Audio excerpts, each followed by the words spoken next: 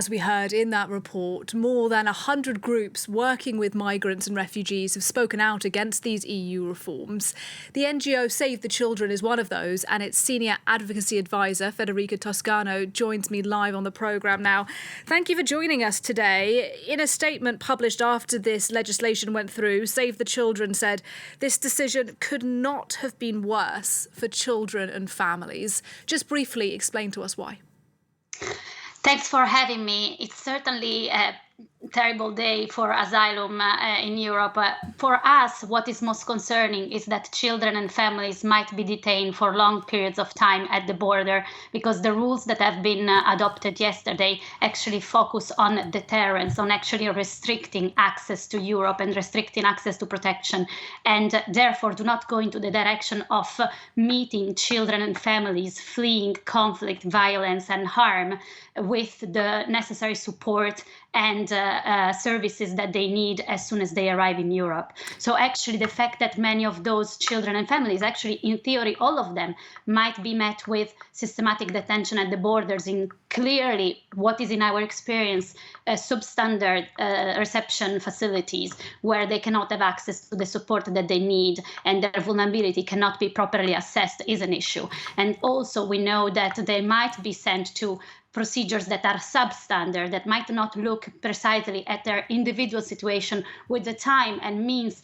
and delicacy that families and young children really need to be able to open up and tell the story. And this might in the end result in them not accessing asylum. That's why many of us think that this reform do put asylum in danger in Europe. Well, let me put to you what the German Interior Minister said after this legislation was passed yesterday. He said, we Europeans will continue to protect people who are fleeing war, torture and murder, but the responsibility for refugees will be spread across more countries in the continent. I mean, that's accurate, isn't it? That people will still be able to come to Europe, but they simply won't be concentrated in a number of places like Italy. It's not a ban on refugees, is it? This is a narrative that has been spread around, but I don't think it's accurate. Actually, this pact puts more responsibility to countries at border who are required to provide these new border procedures and actually keep people at the border for extensive period of time. And these people will be under their responsibility, and they will be responsible for all the people that will arrive in Europe asking for protection for longer period of time. People will be discouraged also to move forward because there are sanctions for people that so-called engage in what is called secondary movements. So because they don't find the protection that they need or a system that really responds to their need where they are, decide to move forward and try to find protection elsewhere. So in the end, their responsibility is certainly increasing on the countries at borders. So I don't think that actually what was said was accurate. There are indeed what are so-called solidarity measures, but they have been substantially weakened by the advocacy, actually the negotiations of the member states. So actually solidarity, as was proposed by the Commission, is weaker in the text that was adopted yesterday. So indeed, I don't think that this system provides a more solidarity mechanism in Europe. I'd like to clarify something you mentioned in your first answer to me. Do you believe that more children will end up in detention as a result of these new rules? Yes, because this is what we see already is the reality in many countries at the border that are implementing border procedure. It is demanded, for example, already now to Greece and other countries to proceed with this identification at borders, and the centers in the islands, but also hotspots facilities have been created where we assist to what is actually in the end de facto detention for certain periods of time that might be shorter or longer, depending on where we are and which country we are talking about.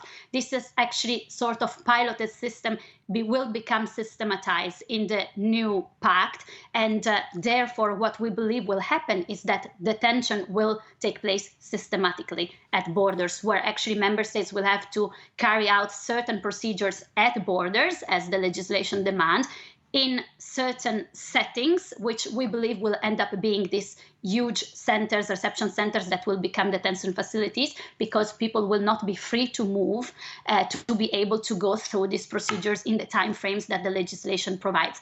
And we are extremely concerned because children and families will not be excluded by these border procedures, and so by this probably systematic detention. And we know already from what we see in Greece, but as I said, also in other countries, in the Canary Islands, but also in the south of Italy, that often the facilities are definitely substandard. Services cannot provide the support that they need to provide to especially vulnerable people that have arrived in an appropriate setting. And this has consequences, extremely concerning consequences, especially on children. I hear what you're saying loud and clear. I want to ask you one question, but just very briefly, if you can. We are still seeing these tragedies in the Mediterranean. Just today, 9 people losing their lives. Are you at Save the Children pushing now for more legal routes for asylum seekers so they don't have to go by sea? Absolutely. That's what is concerning for us in terms of increasing deterrence and restrictive measures. We are afraid that more and more people will have to go through unsafer ways to get to Europe if deterrence continues to be the way of handling migration. And one of the things where we think we really need to invest, and the European Union and member states really need to invest, is to provide alternative and safer routes to protection in Europe. Around 90% of those that actually are granted protection in Europe have come to Europe irregularly, which just shows the lack of safer ways to be able to reach protection here.